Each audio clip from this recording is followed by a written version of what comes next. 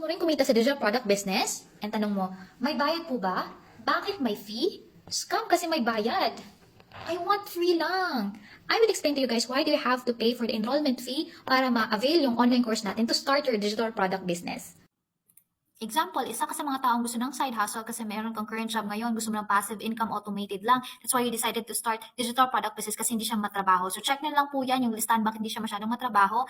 And then your goal is to earn passively, guys, to increase your saving, reach financial freedom, and then yun nga, para kumita ka. Paano mo siya gagawin? You have to learn how to start the business on your own. Kung sarili mo lang, ha? Ito yung mga aaralin mo. Nandiyan na po yung steps, lahat ng yan. So, in summary po, dapat matuto ka ng paano mag-create ng sarili mong brand. Kaya meron po tayong mga iba't ibang design tools na kailangan mong matutunan, mga softwares, and then kahit po programming para mag-set up ka sa inyong website, and then yun po pati marketing strategies and mga promotion dapat mong gawin. So, ang learning phase mo as a beginner to learn that all is months to a year. So meaning, matagal siya, matrabaho din. Kasi nga, sarili mo lang.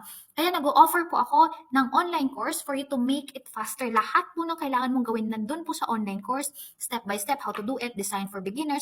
Meron pa mga AI tools talaga para mas mapabilis siya. Kaya po yung learning phase, kung ikumpara natin, if you do it your own months to a year, but dito po, sa online course, since guided na and everything step 1 until step end, nandun na, kaya days, 2 weeks lang po ang makukonsume nyo if aaralin talaga siya at start mo na yung business mo. And of course, expenses naman, since ginawa mo siya na sarili mo, nag-effort ka talaga to the max, free lang talaga, wala kang babayaran. And then for this one naman po, babayaran mo yung enrollment fee. Kaya po, yun po yung babayaran nyo, yung enrollment fee sa course 9. Bakit po ba kailangan magbayad ng enrollment fee? Yan, pakita natin. Naisip mo, scam yan kasi kailangan magbayad.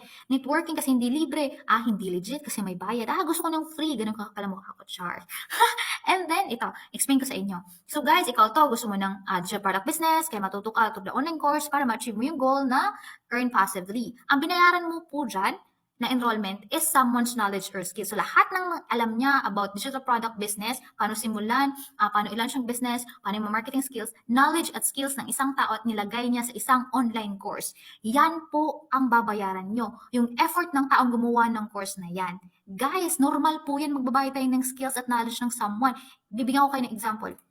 Yan. Gusto mo pumunta ng salon kasi gusto mo maging maganda, na have a nice hair or nice hairstyle, haircut, ganun. Pumunta ka ng salon, nagbayad ka ng salon fee. Ang binayaran mo is yung hairdresser skill and yung hair products. Para magmukha kang maganda and you be more confident. Guys, anong pinagkaiba nito sa dalawa?